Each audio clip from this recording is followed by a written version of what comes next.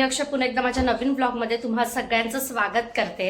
आणि आजचा दिवस खूप खास आणि गडबडीचा आहे आणि मुळात आज गुरुवार आहे आणि गुरुवार शुक्रवार शनिवार रविवार 4 दिवस मंदारने सुट्टी घेतलेली आहे ऑफिसला आणि ते त्याला अंघोळ घालतात आर्विकला म्हणून त्याचा बॅकग्राऊंडला तुम्हाला आवाज सुद्धा येत असेल। आणि माझी सकाळपासून गडबड चालू आहे कामाची, कारण आज संध्याकाळी मी ठेवलेलं आहे हळदी कुंकू। माझी सकाळपासून सगळी लगबग चालू आहे हळदी कुंकवाच्या संध्याकाळची तयारीची। आणि आजचा मेनू मोठा असणार आहे, मोठा म्हणजे स्नॅक्स असणार आहे। आणि आज मैत्रिणींना इन्व्हाइट केलेलं आहे, तर बऱ्याच मैत्रिणींना इन्व्हाइट केलं होतं पण त्यातला काही येणार नाहीयेत, प्रत्येकाची काही ना काही रिझन आहेत। म्हणजे एकीच्या मुलाचा बर्थडे आहे, एकीकडे आजच हळदी कुंकू आहे, तर जितक्या आहेत अवेलेबल तितक्या येतील, थोडं मागे पुढे अशा येतील सांगितलंय।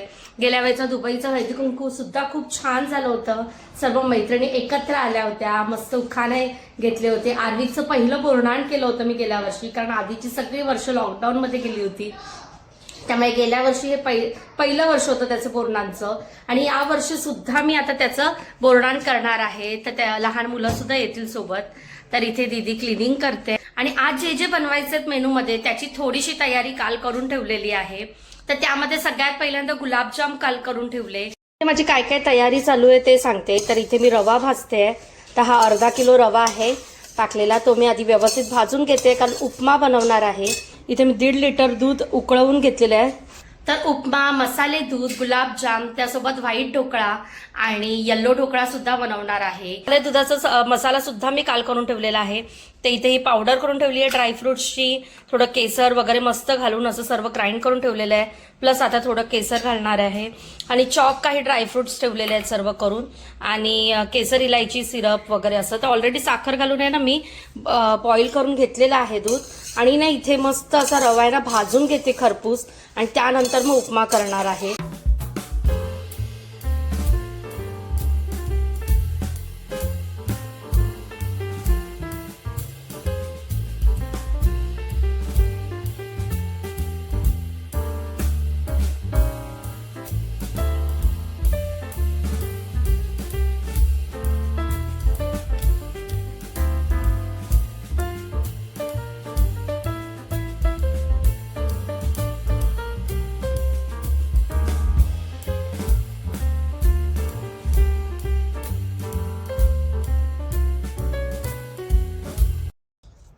तिथे मस्त अर्धा किलोचा पूर्ण उपमा रेडी झालेला आहे आणि मसाला दूध सुद्धा पिस्त्यामुळे त्याला एक ग्रीन कलर सारखा आलेला आहे तवंग, पण छान झालेला आहे। मसाले दूध अजून मला तो आटवायचा आहे, पण सतत गरम करून आहे ना वाफेमध्ये तो घट्ट होणार, म्हणून मी आता बंद केली आहे गॅस। संध्याकाळी छान गरम करणार पुन्हा एकदा सगळ्यांना देण्यापुरता, आणि एकदम मस्त असं सुटसुटीत झालेला आहे, मोकळा, खूप जास्त चिकट नाही किंवा खूप जास्त घट्ट नाही। मात्र झालेला आहे, दूध सुद्धा झालेला आहे, मसाले दूध। थोडा पसारा दिसत असेल, माझा सुद्धा अवतार असा आहे। आता संध्याकाळीच रेडी होणार, कारण फक्त मॉइश्चरायझर लावलेला आहे, काहीच लावलं नाहीये चेहऱ्याला। आणि इथे आता ढोकळा करायला घेते, व्हाईट ढोकळा करते पहिल्यांदा। पाणी उकळवत ठेवलेलं आहे आणि इथे बॅटर ओतलेलं आहे। तर आपलं जे नॉर्मल डोशाचं पीठ असतं ना त्याचाच मी व्हाईट ढोकळा बनवते, तर हे वाला मी वापरते पीठ, तर तेच आणलेलं आहे। आणि इथे हा टिश्यू आहे ना तेल लावण्यासाठी ठेवलेला आहे, आणि अर्ध बॅटर घेते, म्हणजे त्याच्यामध्ये इनो टाकलाय तर तो निघून जायला नको।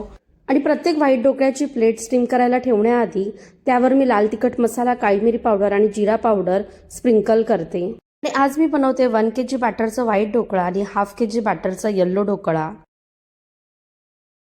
आता फर्स्ट राऊंड झालेला आहे ढोकळ्याचा, तर मी आता काय करते माहिती आहे, त्याला कट करून आहे ना या काचेच्या बाउलमध्ये ठेवून देणार, म्हणजे कसं संध्याकाळी हा असाच ओव्हन मध्ये ठेवून गरम केला ना की पटापट सर्व करता येईल, कारण मग ते पर्यंत थंड झालेले असतील। आणि संध्याकाळी एवढं पॉसिबल नाहीये की ढोकळा इकडे करा, हळदी कुंकू करा, म्हणून त्यामुळे मी आता सर्व करून ठेवते आणि ओव्हनला लगेचच गरम करता येईल।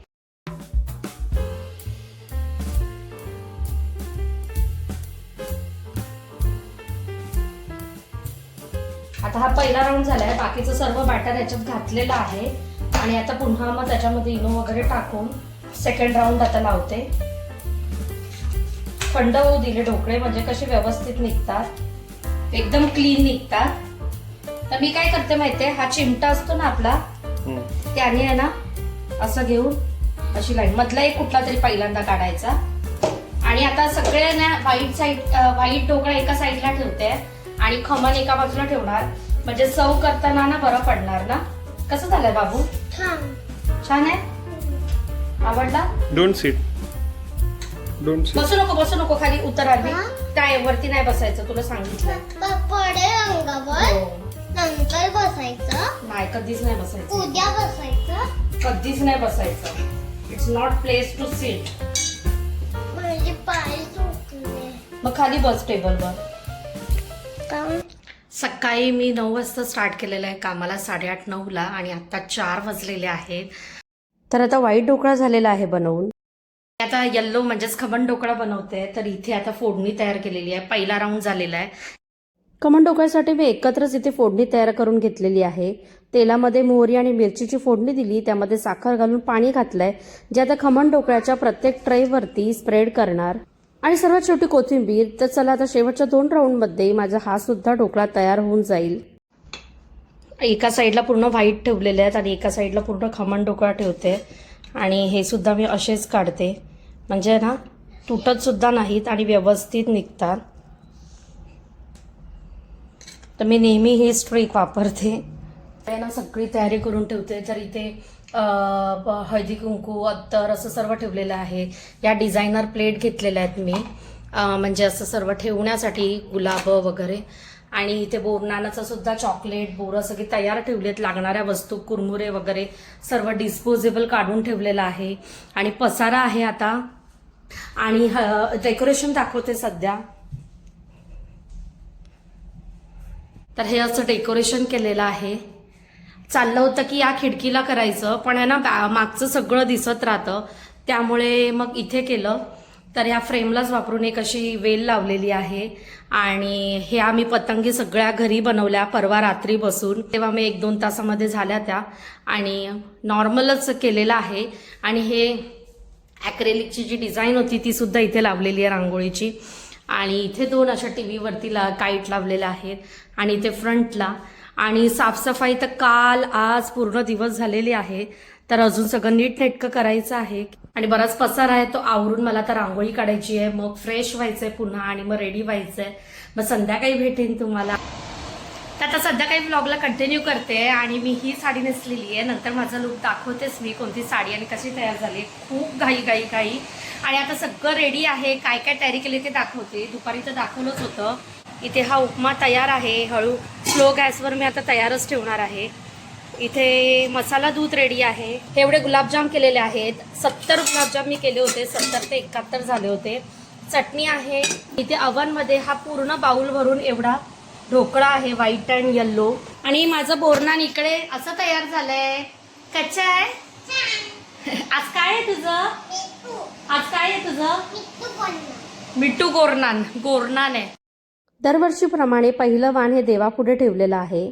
आणि यावर्षी हे वाण देण्यामागचं खास कारण म्हणजे देवाला नैवेद्य दाखवण्यासाठी असं हे एक ताट प्रत्येकाकडेच असावं असं मला वाटतं. संपूर्ण किचन सुद्धा आवरलंय आणि थोड्याच वेळात केलेल्या सर्व पदार्थांचं देवाला नैवेद्य दाखवायचं आहे. आता घराच्या बाहेरून दाखवते तुम्हाला कसं दिसतंय घर ते. यावर्षीची एक खंत म्हणजे रांगोळी काढायला अजिबात वेळ नव्हता, त्यामुळे अगदी साधीसुधी काढली. आणि ही रांगोळी काढता काढता मला गेल्या वेळच्या हळदी कुंकाची अगदी सुरेख अशी काढलेली रांगोळी आठवत होती, जी गेल्या वर्षीच्या व्लॉगमध्ये तुम्ही नक्कीच पाहिली असेल.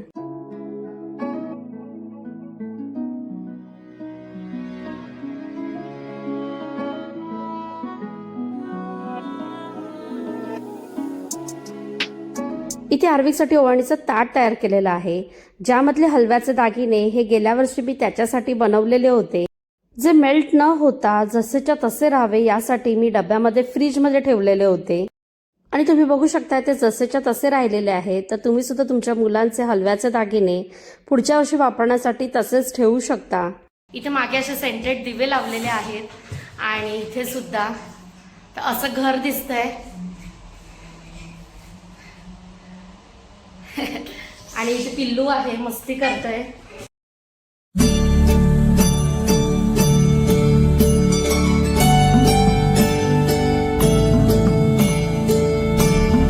तर जस्ट माझ्या 2 मैत्रिणी आलेल्या आहेत, प्राची आणि दीपिका, आणि प्राचीची आई सुद्धा आहे.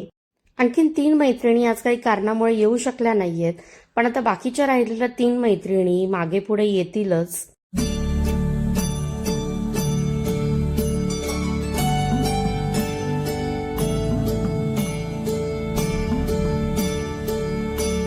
तर पहिल्यांदा आता आर्विकचं बोरणान करते. पहिल्यांदा त्याला ओवाळून घेते. माझ्या सर्व मैत्रिणी आलेल्या आहेत, बऱ्याचशा आलेल्या नाहीयेत, पण आता जितक्या आलेल्या आहेत त्यांच्यासोबत हळदी कुंकवाला सुरुवात करते.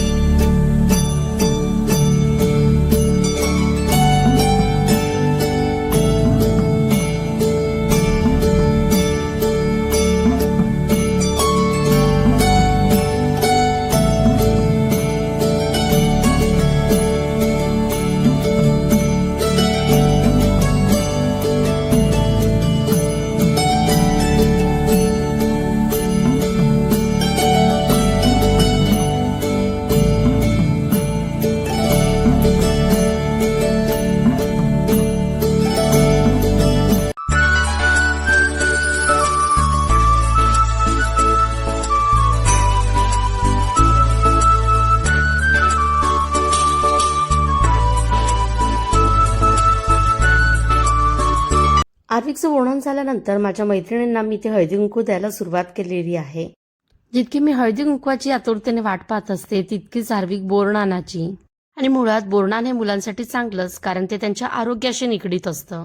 या काळात होणाऱ्या वातावरणातील बदलाचा प्रभाव मुलांच्या शरीरावर होऊ नये, त्यामुळे या दरम्यान मिळणारी फळं म्हणजेच बोरं, ऊस, शेंगा बोरणानानिमित्त मुलाच्या डोक्यावरून उधळली की इतर मुलं सुद्धा ती वेचतात, खातात. त्यामुळे नवीन चव सुद्धा कळते आणि उष्ण पदार्थांचं या दरम्यान सेवन होतं. आणि आता लवकरच आर्विक 5 वर्षाचं होईल, तर हे बोरणान त्याचं शेवटचं होतं. आपले भारतीय सण नुसतेच सुंदर आणि हवेहवेसे नाहीयेत, तर त्यांच्या शास्त्रीय कारणांमुळे ते तितकेच लाभदायक आणि फलदायक आहेत. थांब जरा नंतर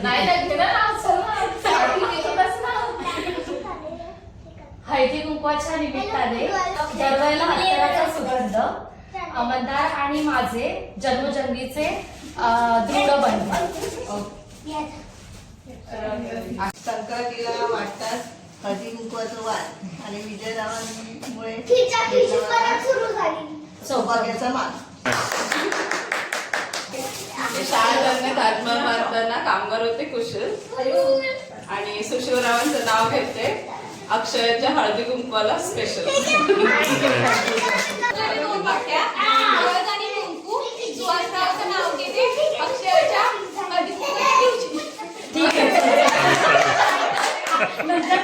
ताटभर दागिन्यांपेक्षा माणसं असावीत घरभर.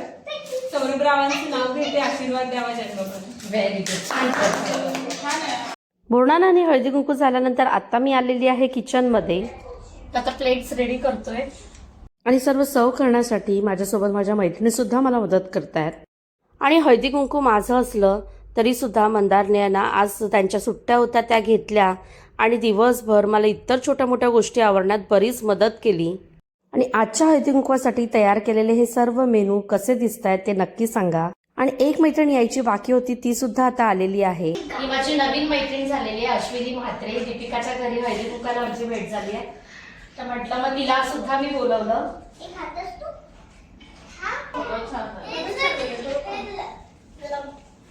अप्रतिम. सगळं डोकळा पण मस्त झाला सगळं. अशीच येते ना माझ्या घरी नेहमी. अप्रतिम, एकदम छान. सगळे पदार्थ खूप छान झाले. माझी पोचपावती मला मिळाली दिवसभराच्या मेहनतीची. हा देते दिवसभराच्या मेहनतीची. थँक्यू तुम्ही सर्व आल्याबद्दल, माझं हळदी कुंकू इतकं छान केल्याबद्दल आणि आर्विकचं बोरणान पण. आणि आर्विकचं बोरणान सुद्धा. त्यासाठी तुम्हाला सगळ्यांना थँक्यू.